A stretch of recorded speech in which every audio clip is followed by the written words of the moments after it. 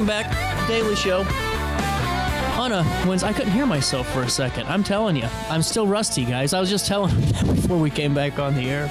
We're in with Pastor Steve Pace and Jackie Duty, the Executive Director of Vitality Women's Clinic. And, you know, it's really cool to hear how well, before we go into everything, the baby bottle campaign is doing. I mean, you've had people returning sets already and getting more. Yes, I'll tell you what, it has been exciting. The engagement from the community this year just feels like everything's going to the next level. And so we've already distributed all the 2,400 new bottles that we'd ordered. And so now we're going back into our reserves and pulling those out. And then we're getting these large bottles for any business that wants to come in and maybe have them, you know, at their cash register. Can you leave this here? Absolutely. Yes. And so I There we go. have so many at the office and I can get more. So if any business wants one, we would love to put this out, you know, throughout the community and just give everyone an opportunity to pour into the lives of all these women. How big of a campaign is this for your guys' center? You know, this is actually, it's our second largest fundraiser of the year. And in the past, we would raise anywhere from $40,000 to $50,000. And I believe with everything happening, we can exceed $65,000 this year. If the community rallies and really, fantastic. You know, just the momentum that we've been building and the tangibles that I think people see, you know, with the diapers that we're giving out and just helping so many women. It's been an incredible thing. So I'm excited. It's going to be a great campaign. Well, and really just ties back into the more work that you guys are able to, doing all the more success stories you're able to have. You know, when you're providing, you know, those free, testing opportunities and parenting classes, you name it.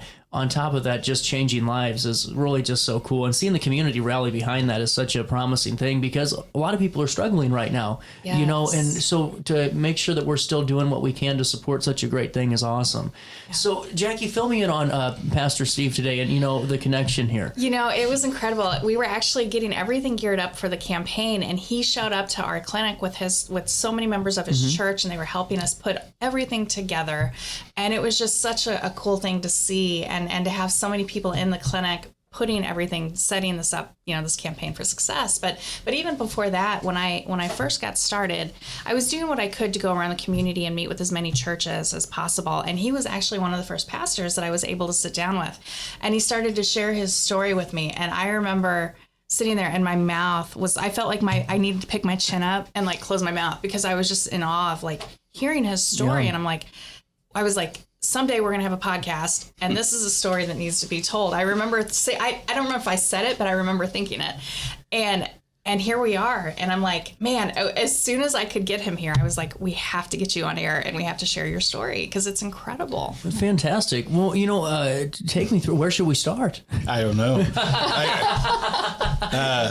So I pastor Christway Church in Godfrey, and we've really been, every month we have a community impact. So this month is Vitality, and we had the church members getting the baby bottles ready and trying to rip off the labels of the old bottles and put the new ones on and try to spruce up the place because they were going to have an open house. But it's just a way that we try to take our church and make a impact in our community in some way. So a little bit of my story. So I'm adopted.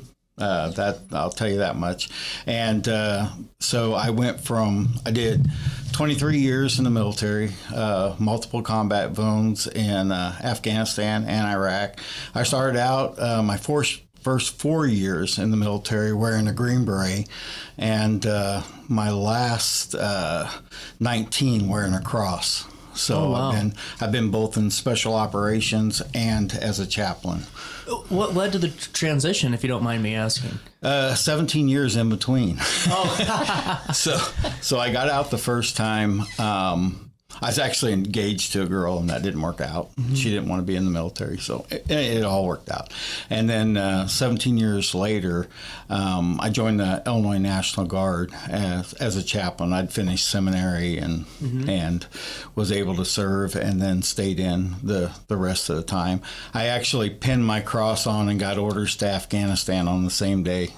Wow. And then I deployed with the largest deployment out of Illinois, 3,500 soldiers out of Illinois, and the 33rd Infantry Brigade. We took over all operations in Afghanistan, and I served on the Pakistan border. So great ministry. Started a school over there for mullahs, and ended up. I think we had 97 baptized, and we were on Fob Lightning, called the Lightning Tabernacle Choir, and the church got so big that we couldn't meet in the chapel anymore. We had to meet in the dining facility. So it was amazing tour. Rough tour. We lost 13, but it was an amazing too.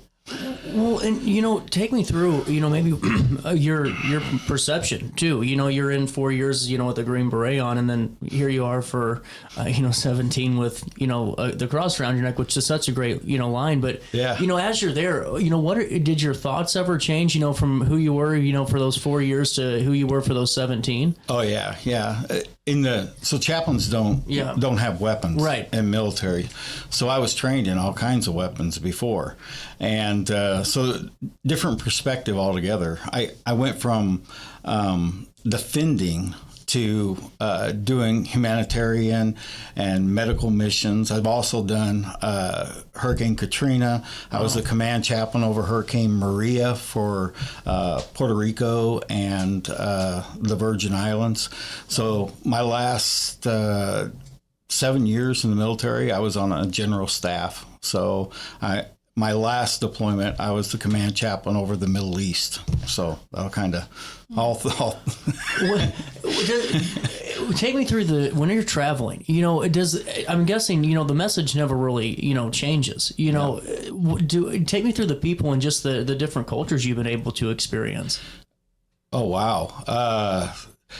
So every place has a different culture. Right. Like right now. Our church is involved in Kenya. We're getting ready to build a medical clinic. Oh, wow. We're literally $9,000 away from finishing the funding of it. Well, let's see if we can get that to happen today on the show. That would be great. Yeah, we're doing a 6-7 campaign, which is kind of funny. Which I love. With the kids. So we're having the kids try to bring 67 cents, the teenagers bring $6.70, and then $67 or 670. And we're taking playground equipment over with us. We're taking over 67 water filters, 67 things of playground equipment, and we're going to finish, hopefully, the medical clinic. They're already building it right now. That's fantastic. It's already going up. So that's a little bit about the church part of it. Yeah. Well, take me through, what was your life like before you, went back into ministry? So I didn't become a Christian until I was 27. Really? Yeah. So I grew up, went to church, kind of. Went to youth group to meet girls, and it's been the story of my life. So went into the military. I was an athlete at the time. I was a cross country and endurance was my thing, which is great for SF. So got a big head, like most people. Kind of went way south with who I was as a person. I went to college to meet girls again. I had the GI Bill, didn't really think I was a college person. And my third attempt at college algebra, they told me I could get a tutor. And I got a tutor, and we've been married 34 years. No way. So Love that. That started my academic, but it also started my journey. And because we were together, living in an apartment, living together, and she got pregnant with our first son.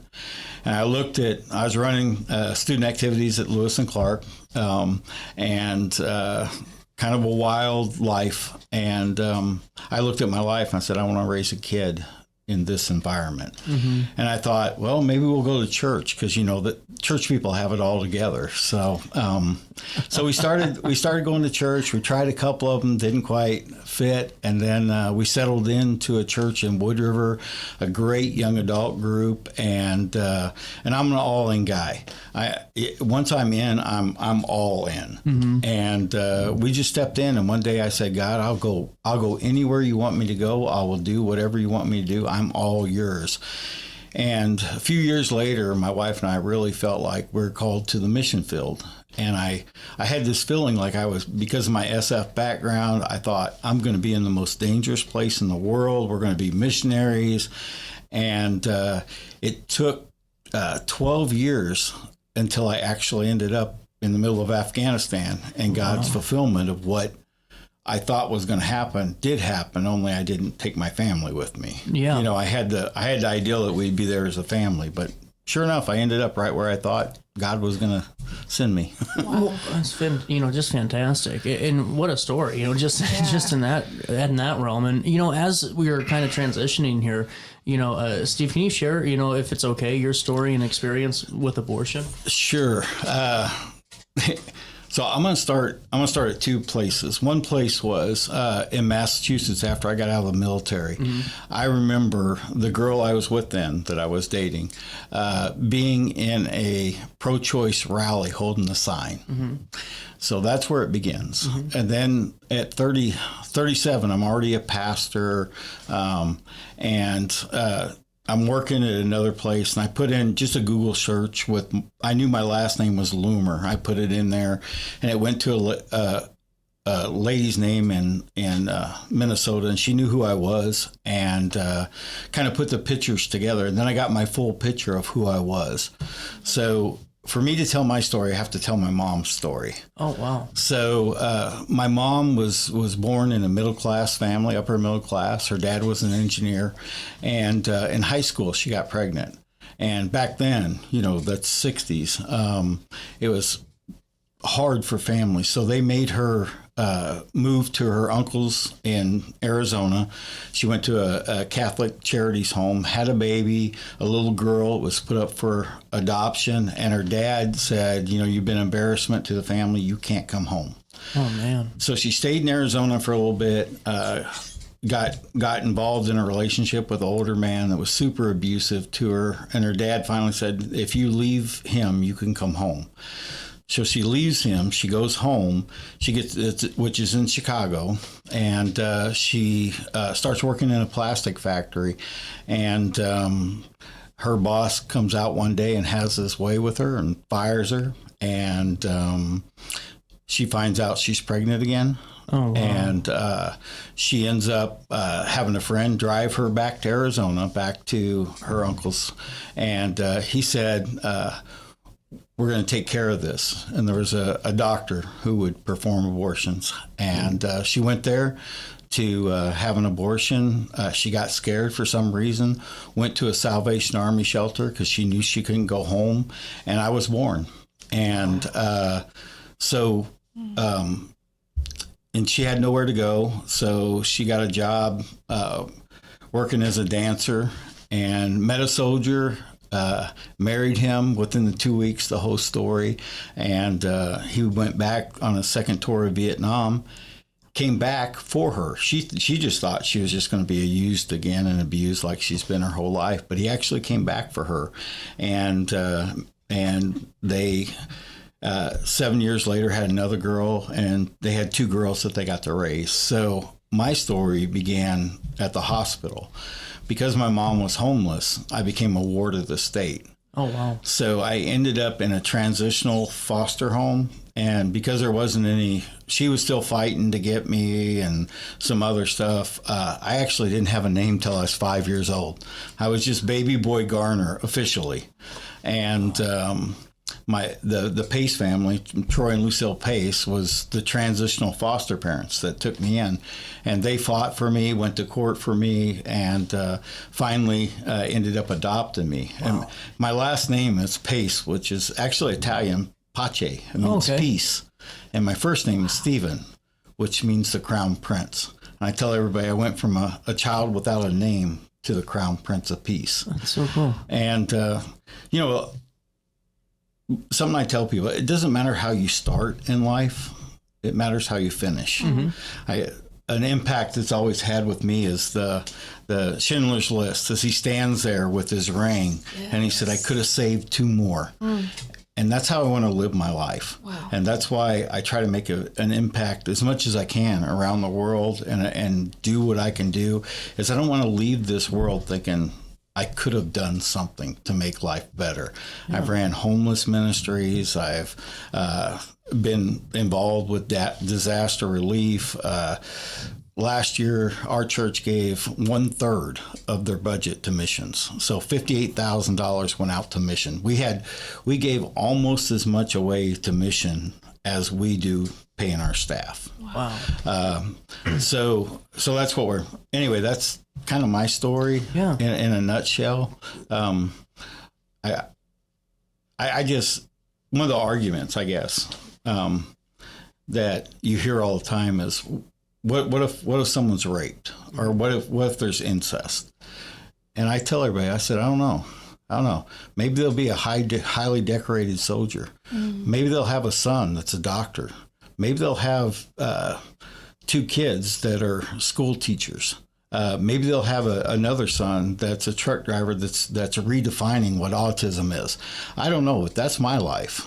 Well, and that's what I wanted to kind of end on, was that question, is because so many times I think you hear that, component of that argument come out, and I'm sure that has to, you're living proof of that in so many ways. And has it ever stopped, maybe bothering you, or does it bother you when that argument comes up? It bothers me when that argument comes up, because it invalidates who I am. Right. It's as though I'm saying, you don't deserve to exist because this came to you.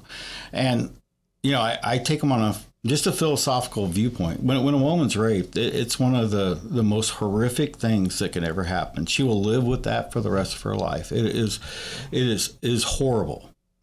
Yeah. But then if she goes in and she aborts that child, or she gets rid of that child, that's another psychological trauma that's in her life. Yeah. But suppose she decides to go full term. But, she doesn't want to live with always having to see what happened to her, for the emotional bond. But she decides to give that child away to some family that's been wanting a child all their life, and they couldn't have a child. And you're able to give them a gift. Wow. That child doesn't know any more about anything, about how they come into this world, than anyone else. I had no clue that was how I come into this world. I didn't find that out till my 30s.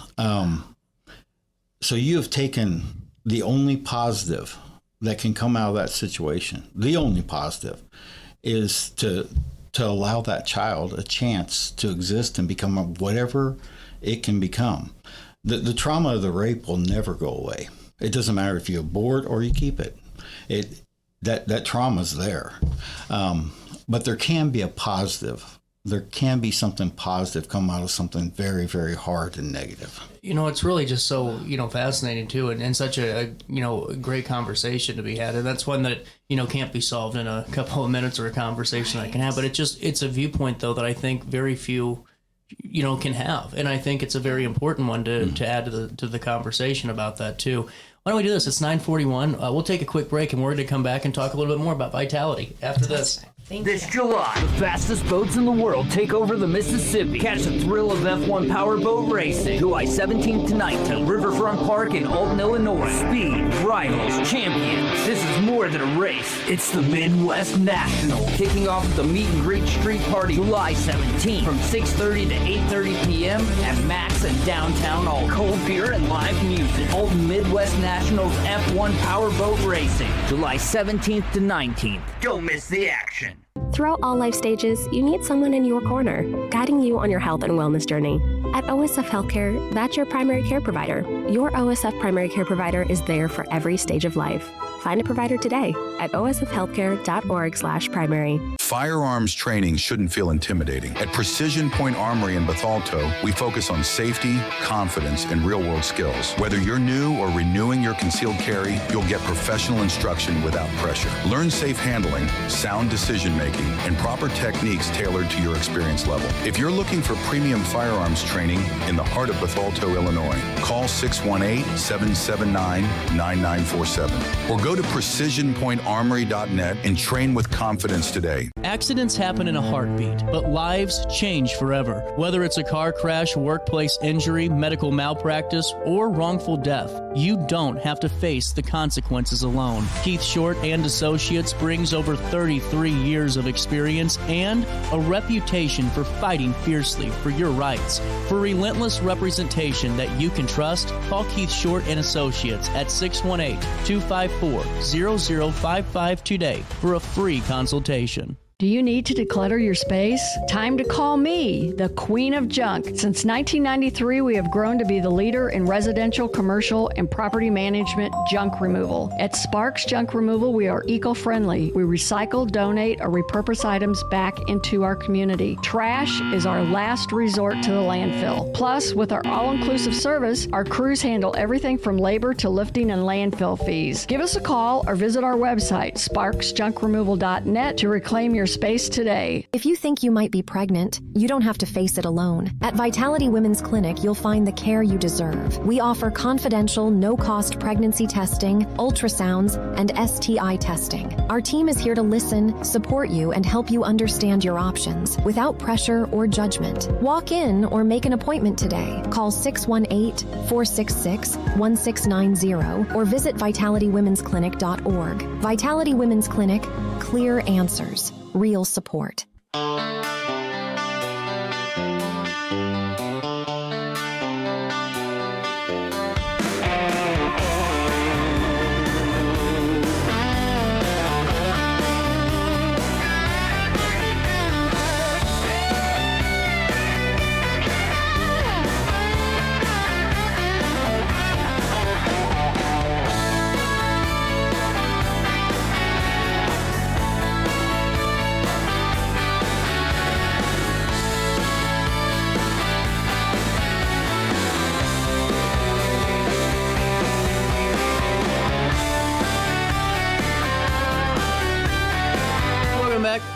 Daily show on a Wednesday, 9:45 is the time. Back with Pastor Steve Pace and Jackie Duty, the Executive Director of Vitality Women's Clinic. You know, before we move on a little bit more to the pastoral work that you do and that, because I'm so fascinated to hear about that, I got to ask you, if it's okay, what did the moment of reconnection look like with you and your biological mother? So I never got to meet my biological mom. Oh, wow. She actually died of cervical cancer 2 years before. But I met my two sisters. I have two sisters. I didn't know they did, and that was a great. They didn't know I existed. I didn't know they existed, and the only reason I have my story is because their dad, who married my mom, who was the Vietnam vet, became a Christian, and he said, I think you need to know your whole story. Wow. Because you're a pastor, and I just feel like I should share with you your story. He's like, I know all your story, and that's where I got the connection, and that's where we're still connected. That's awesome. With me and my sisters they live in New England. So anyway, well, that's fantastic that you're able to continue that connection and that relationship too. That's just amazing. What is your kind of just thought in general with somebody that's walking down a path, and we don't necessarily have to talk about even specifically abortion, but just some type of a path where maybe you feel like the world's watching, so to speak, or what's your message as a pastor and as anyone that maybe comes and kind of seeking your advice too? So I think this sits in a bigger framework. Yeah. When we devalue a life, and it doesn't matter if it's a baby in the womb, or it's an older person, or it's a person of a different race, or a different socio-economical, when we began to devalue life, and I believe that's what we've done, and I believe that's why we have school shootings, that's why we have all this stuff that's happened, it's because we have taken the value of life and we've devalued it. And if we do that, it won't be long before we're the life that's devalued, and we'll get too old. We'll end up in a nursing home. And why are we paying all this money to have these old people in these nursing homes? Or we have a strong connection with Beverly Farm. That we've had a partnership, I think, for 4 years now with them. And they have special needs. What would it be to say, well, they're never going to be a productive person in society, so why do we really need this? It's all about devaluing life, and it begins, believe it or not, with abortion, because what we're doing is we're devaluing life. And whenever that gets okay, then all of a sudden we can kill a bunch of Jews. We can put blacks in slavery. We can, because we're devaluing the very life that God gives. So I think the big picture is that very picture. Well, and, I think it's a great, perspective to come from. And I think that's why I like these conversations so much, too, because there's always a different viewpoint, but always the same, it's always the same thought. You know what I'm saying? It never has been an issue of, I think at all, of yes or no to something, but just really the bigger conversation of, not even how we get there, but just how do we come back as a society and start loving one another again, too, and supporting one another again. And I think that's where it ties right back into to, really vitality and the services that are offered and through your church at Christway, as well. And, Steve, you've done a lot with, your background of rebuilding churches, and I think that's really important too, because, on the same side of devaluing, you have to build up community, and to be able to do that, through your pastoral work is very good. Yeah. Right. And I can tell you, people are dying for community.